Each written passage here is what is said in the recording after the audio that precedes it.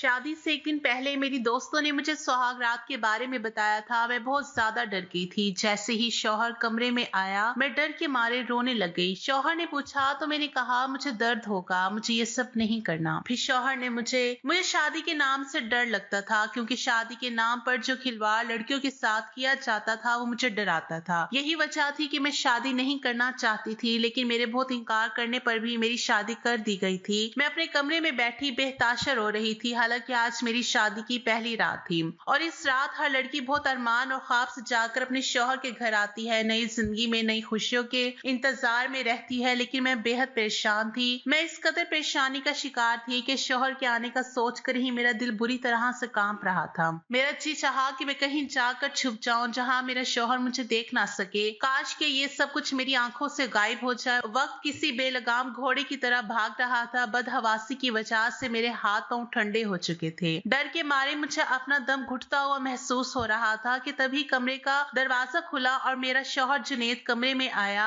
उसे देखकर मेरी आंखों से टिप टिप आंसू बहने लगे। डर के मारे मैंने अपने दुपट्टे को अपने हाथों से दबोच लिया था। मैं किस तकलीफ से गुजर रही थी ये मैं ही जानती थी। जैसे जैसे मेरा शौहर मेरे करीब आ रहा था, मेरा पूरा जिस्म कांप रहा था। जुनेद मेरे पास आकर बैठ गया। कुछ देर तक मेरे हसीन चेहरे को बड़ी मोहब्बत से देखने लगा। मैं बेहद खूबसूरत थी और यही मेरे लिए सबसे बड़ा मसला बन चुका था। जैसे ही उसने अपना हाथ मेरे हाथ पर रखा तो मुझे इतना ठंडा पाकर कहने लगा, क्या बात है रुबीना, तुम इतना ज्यादा नर्वस क्यों हो? अब मैं उसे क्या बताती कि मुझे शादी से डर लगता है। मैंने नाम में सर हिला दिया। मैंने कहा कुछ नहीं। वो कहने लगा, फिर तुम इस कदर घबराई हुई क्यों हो? मैंने आहिस्ता से कहा, मुझे इस रिश्ते से डर लगता है। मेरी बात सुनकर वो हंसने लगा और मेरा हाथ थाम कर मुझे तसल्ली देने लगा। कहने लगा, परेशान मत हो। मैंने कहा, लेकिन मुझे बहुत डर लग रहा है। वो कहने लगा कि इसमें डरने की कोई बात नहीं है। मैंने कहा, मुझे बहुत डर महसूस हो रहा है कि पता नहीं कैसे सब होगा। वो कहने लगा कि देखो, इसका एक ही हल है मेरे पास। मैंने पूछा, वो क्या?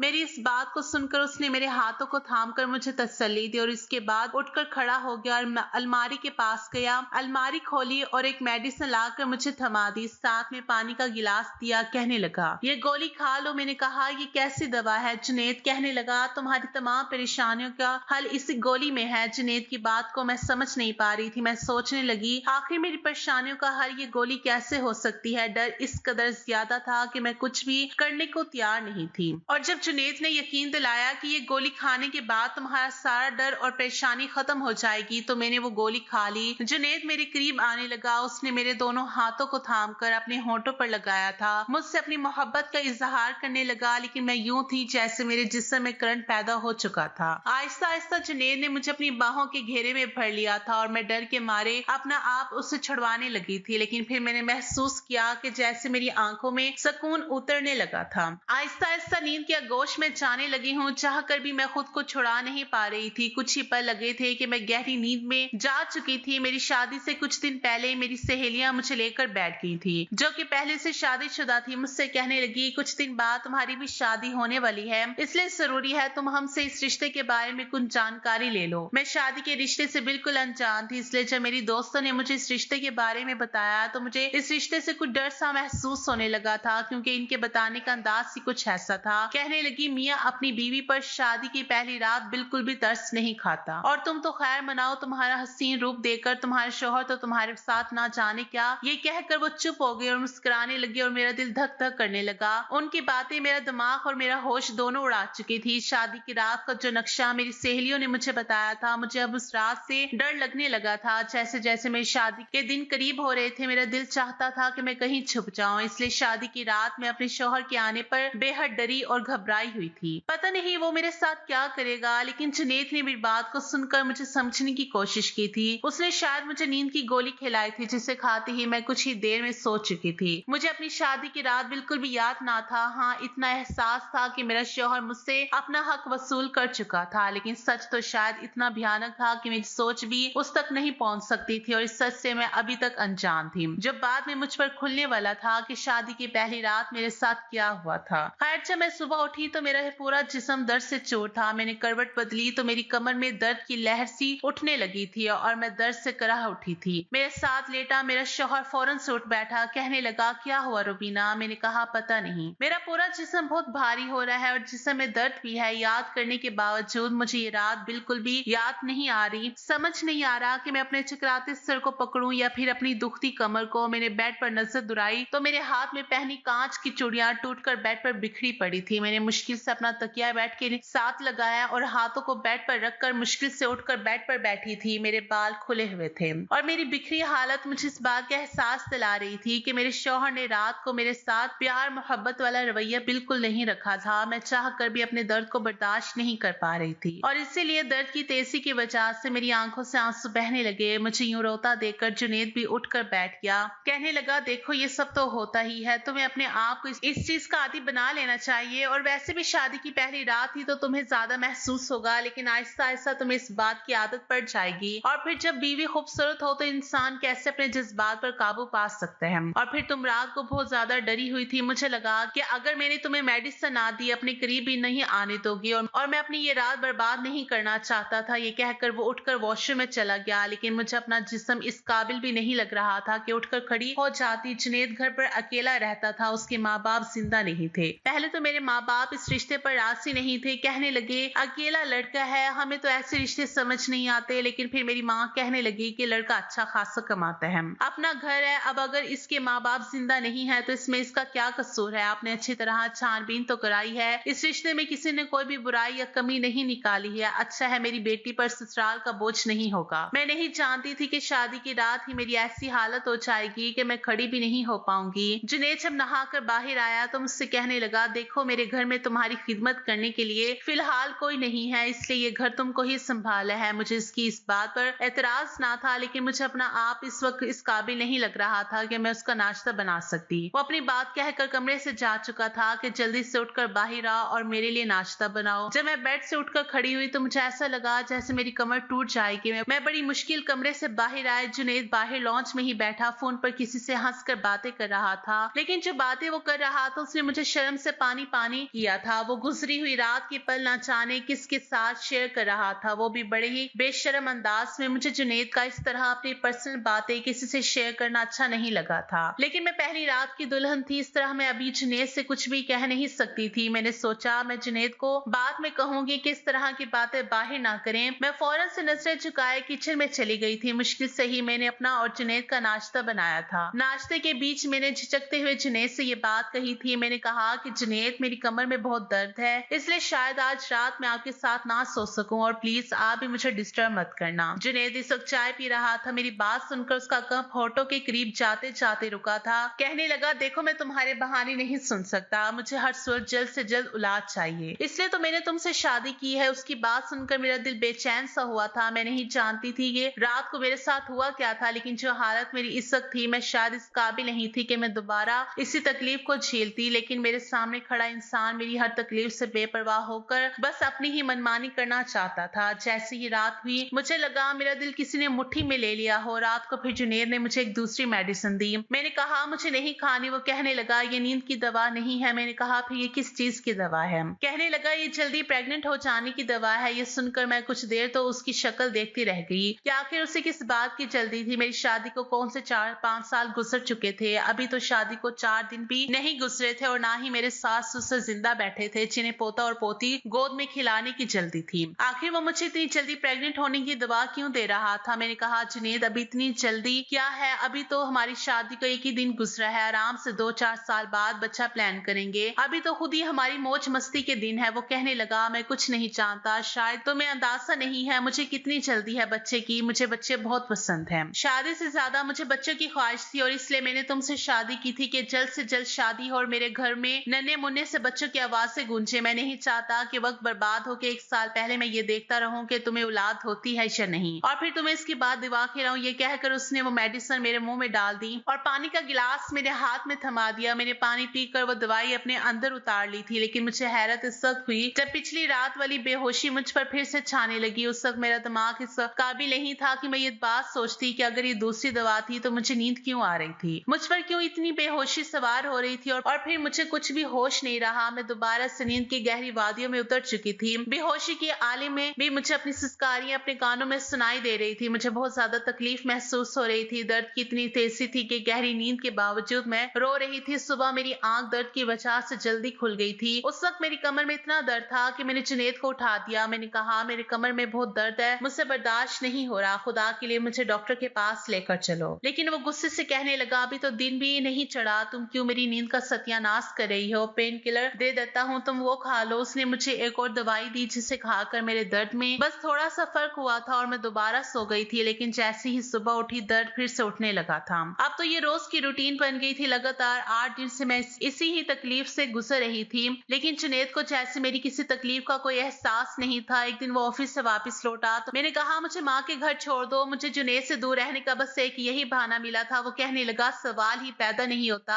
जब तक मेरी औलाद नहीं हो जाती मैं तुम्हें कहीं भी नहीं भेजूंगा। मुझे समझ नहीं आती थी आखिर इसे बच्चों की इतनी जल्दी क्यों थी। हर चीज अपने वक्त पर होती है, बच्चे का होना या नहीं होना मेरे बस में तो नहीं था। 8 दिन में ही मेरा ये हाल हो चुका था कि मैं चल फिर भी नहीं पा रही थी। पेन किलर खाकर अब तो मेरा मैदा भी डिस्टर्ब हो चुका था। मैं जुनैद से डॉक्टर के पास जाने के लिए कहती तो वो इस बात पर भी नहीं मानता। कहता, डॉक्टर भी तुम्हें पेन किलर ही देगा। लेकिन इस बार जैसे ही वो घर से बाहर गया, मैंने अपनी माँ को बुला लिया और उनके साथ एक लेडी डॉक्टर के पास चली गई। मैंने उससे कमर दर्द और पेट के निचले हिस्से का दर्द का कहा और मेरा हाथ अभी मेरे पेट पर था। मैं 8 दिन से लगातार ये तकलीफ सह रही थी। मेरी डॉक्टर ने जब मेरा चेकअप किया तो अपने कानों को हाथ लगाने लगी और जो बात उसने मुझे बताई वो सुनकर तो मैं सांस लेना भूल गई थी। मैं आंखें फाड़े डॉक्टर की बात सुन रही थी। ये उसने क्या कह दिया था, ये सच नहीं हो सकता था। मुझे अपने कानों पर यकीन नहीं आ रहा था। मैंने ना में सर हिलाया। मैंने कहा, ऐसा नहीं हो सकता, आपको जरूर कोई गलत फहमी हुई है। वो कहने लगी, मेरे पास ऐसे बहुत से केस आते हैं, इसलिए मैं जानती हूँ कि तुम्हारे साथ क्या हुआ है। फिर वो मुझसे पूछने लगी, क्या तुम उस वक्त होश में होती हो जब तुम्हारा शौहर तुम्हारे करीब आता है? मैंने नाम इस सर हिला दिया क्योंकि जुनैद तो रोज मुझे जल्दी प्रेग्नेंट हो जाने की दवाई देता था और जिसको खाते ही मैं गहरी नींद में चली जाती थी। लेकिन जो बात लेडी डॉक्टर ने मुझसे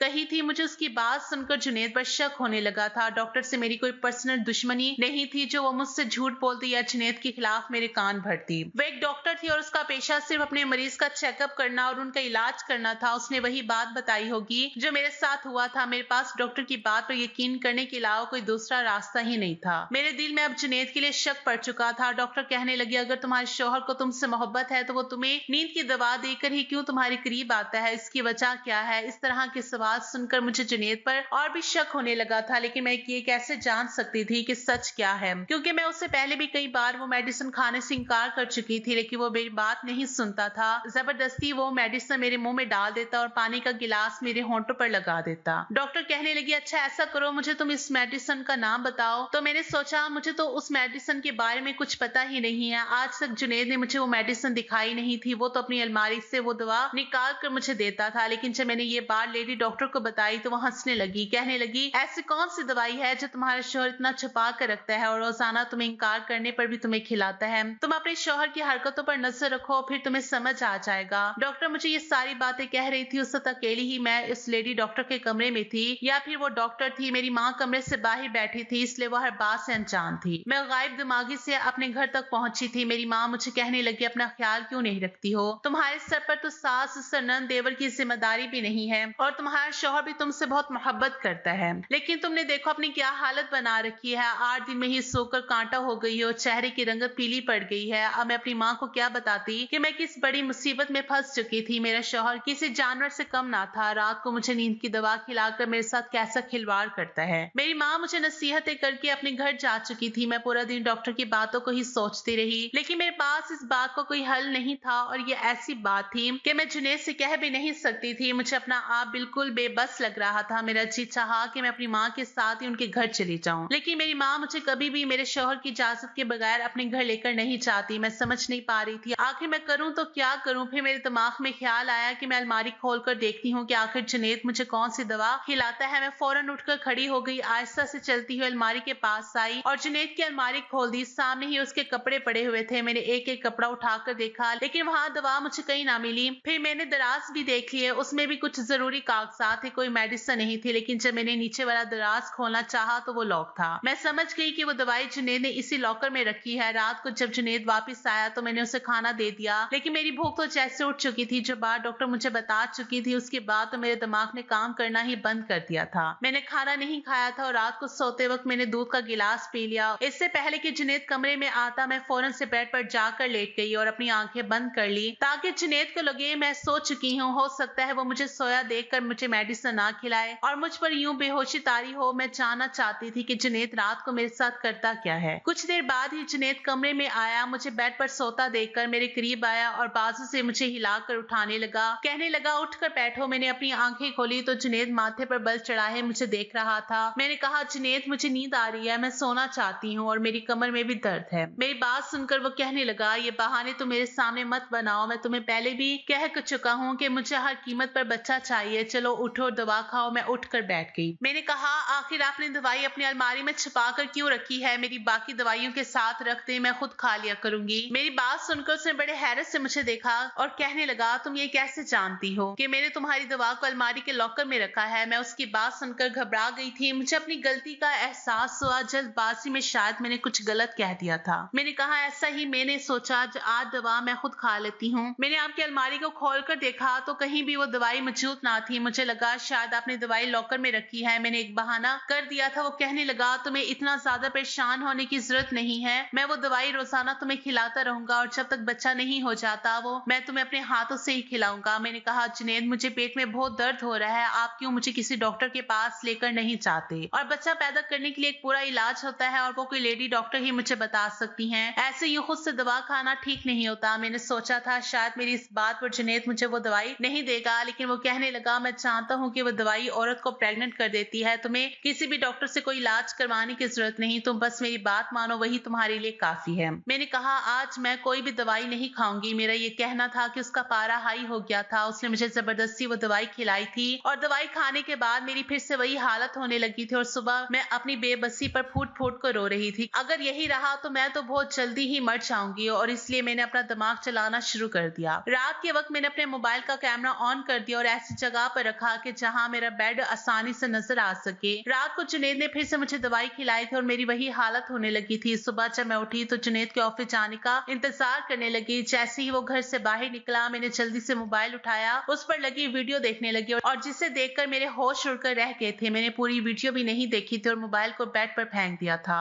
और अपने चकराते सर को पकड़ने लगी। जो कुछ मेरा शौहर मेरे साथ रात में करता था वो कोई भी औरत बर्दाश्त नहीं कर सकती थी। इससे पहले कि जुनैद वापस आता, मैंने अपने माँ बाप को घर बुला लिया और सारी सच्चाई उन्हें बता दी। ये सुनकर तो मेरी माँ रोने लगी थी। मेरे पापा अपना सर पकड़ कर बैठ गए थे। जुनैद एक अधूरा मर्द था। वो इस काबिल नहीं था कि बच्चा पैदा कर सकता, बल्कि वो तो इस काबिल भी नहीं था कि अपनी बीवी के पास भी आ सकता और मियाँ बीवी का रिश्ता बना सकता। वो नामर्द था। वो अपना रोब मुझ पर जमाने के लिए और ये साबित करने के लिए कि वो एक पूरा मर्द है, रात गुजारने के लिए अपने दोस्तों को मेरे कमरे में भेज देता था जो मेरे साथ बेदर्दी से सलूक करते थे। मेरे माँ बाप ने जुनैद पर केस कर दिया और मुझे तलाक भी दिलवा दी। जुनैद पर इन्वेस्टिगेशन की गई तो मालूम हुआ कि पहले भी इसकी शादी हो चुकी थी और इसकी बीवी ने इससे इसी बात पर तलाक ली थी कि वो नामर्द है, शायद अपनी ही इस कमी को छुपाने के लिए और अपनी बीवी पर यह साबित करने के लिए कि वो औलाद पैदा कर सकता है। उसने मेरे साथ बहुत बड़ा जुल्म किया था, मेरी जिंदगी को जहन्नुम बना कर रख दिया था। जब मैं लेडी डॉक्टर के पास गई थी तो उसने मुझे यही बताया था कि तुम्हारे साथ रेप हो रहा है और करने वाले एक से ज्यादा लोग हैं। ये बात झूठ नहीं थी। जुनैद मुझे प्रेग्नेंट करने के बहाने नींद की दवाई देता था ताकि मेरे साथ ये घटिया खेल खेल सके और अपनी अना को सुकून पहुंचा सके। अपनी पहली बीवी पर यह चिताने के लिए कि वो पूरा मर्द है, उसने मेरी जिंदगी बर्बाद करके रख दी। पूरा 1 साल लग गया था मुझे संभलने के लिए, क्योंकि जो दर्द और तकलीफ जुनैद ने मुझे इन दिनों में दी थी वो बहुत दर्दनाक थी। फिर मेरे माँ बाप ने मेरे लिए दूसरा रिश्ता देखा था। इस बार पूरी फैमिली थी। यहाँ लड़का शादीशुदा था और उसका पहले से एक बेटा भी था। बच्चे की पैदाइश पर ही उसकी बीवी चल बसी थी, लेकिन ना मुझे इस बात पर एतराज था और ना ही मेरे माँ बाप को। और आज मैं अपने ससुराल में हंसी खुशी रह रही हूँ। मेरा शौहर मुझसे बेइंतहा मोहब्बत करता है, मेरी हर जरूरत का ख्याल रखता है और मैंने भी इसके बच्चे को सच्चे मन से अपना लिया है और उससे सगी माँ की तरह प्यार देती हूँ। खुदा ने मुझे जितनी तकलीफें दी थी उसकी भरपाई एक अच्छे शौहर की रूप में देकर कर दी थी। मैं अपने खुदा का जितना शुक्र अदा करती हूँ उतना कम है कि उसने मुझे इतना प्यार करने वाला हम सफर दिया था। लड़की के माँ बाप ये सोच कर कि अकेले लड़की को अपने दामाद के रूप में चुना ज्यादा पसंद करते हैं कि अकेला है, हमारी बेटी पर सास नंद और खानदान का बोझ नहीं पड़ेगा। लेकिन मुझे लगता है कि ससुराल पूरा हो, सास ससुर हो, तब लड़की अपने ससुराल में ज्यादा सुखी रहती है, क्योंकि पीछे से अगर शौहर कोई गलती करता है तो उसे डांटने के लिए सास ससुर मौजूद होते हैं, उसे सही राह दिखाने के लिए, उसे समझाने के लिए उसके माँ बाप का हाथ उसके सर पर होता है।